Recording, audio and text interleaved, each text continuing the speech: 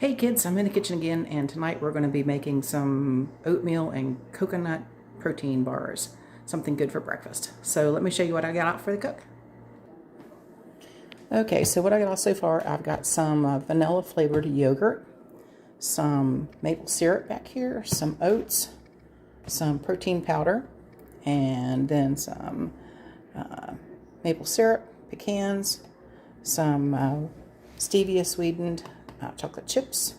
And then over here we got some coconut oil, vanilla extract, some cinnamon, some salt, some unsweetened coconut flakes, some butter, peanut butter, and a combination of sesame seeds and pumpkin seeds that we're going to mix all this in together in a couple bowls. And we're going to start off with getting our oven preheated and our stuff that we need to get ready to go into the microwave.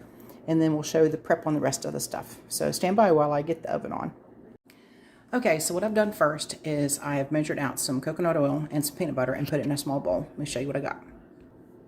So I used a 1/4 cup measuring cup here, and I measured out my coconut oil first because I found that if I do that and then put the peanut butter in, it comes out of the measuring cup easier than if I use a 1/4 cup measuring cup for the coconut oil and a 1/2 cup for the peanut butter.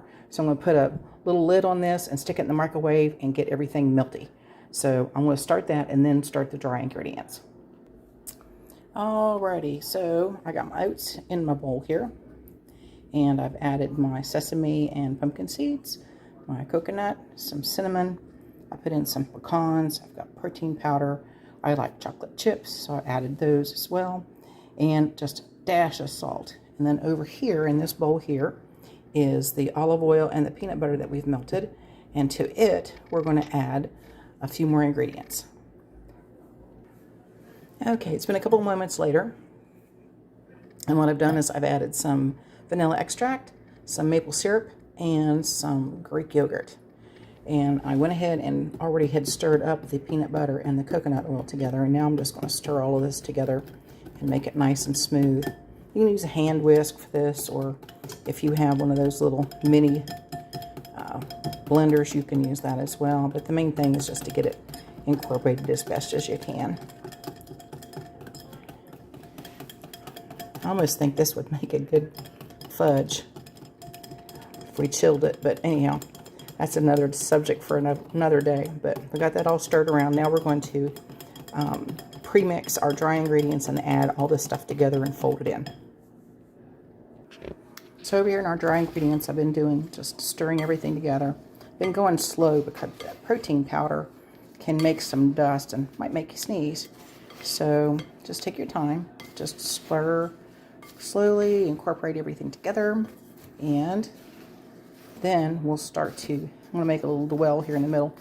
I'm going to put all of my wet stuff right down in that hole there. I'll need 2 hands, so I'll be back in just a minute.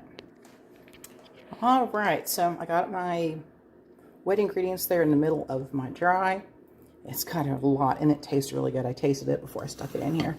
And now it's a matter of just trying to gently fold all this stuff in to where everything is moist and incorporated together. So I'm going to take a couple minutes or so to get this done, because you want to make sure you get deep down in that bowl and get all of the dry ingredients that wants to stay in the bottom all by itself. In the meantime, my oven has been preheated to 350, and I got out a 9x13 pan where I can have lined with some parchment paper. Or you can use that butter that I had out earlier and just lightly grease this sheet.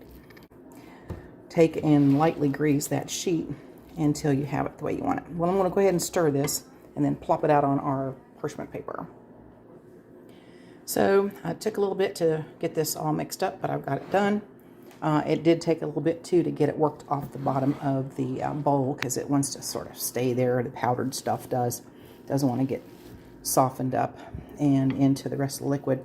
So what I'm going to do here now is get it off my spoon and put it over here onto our cookie sheet and start pressing it out. Okay, so I got all the batter out onto my cookie sheet, and I took a Ziploc baggie. This just happened to be a sandwich bag. Buttered it a little bit, and I'm going to use it to slowly take and get this into all the corners of my baking sheet.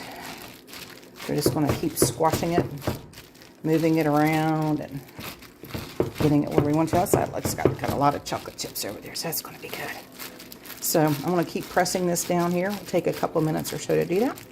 And I'll be back with you here in just a minute or two.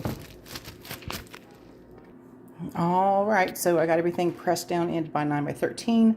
The oven's preheated to 350. I'm going to slap this in the oven for, I think it's about 15 minutes or so, and then we're going to check on it and see how it looks. Okay, so there it is. The timer buzzed at 15 minutes. I took it out. So I'm just going to let this cool, and then we'll cut them up, and I'll show you what they look like. Doesn't that look pretty? It's firm. It'll be a little tiny chewy because of the coconut, but it's good. So the bars are done.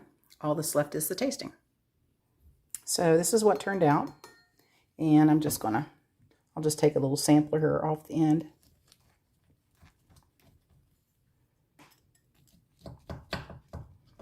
Oh, can't see what I'm doing, can you? Let's try that. Okay. So that's what it looks like. You see that? Yeah, there we go. That's better. It's got all that lovely oats and coconut in there. So let's taste it and see what it tastes like.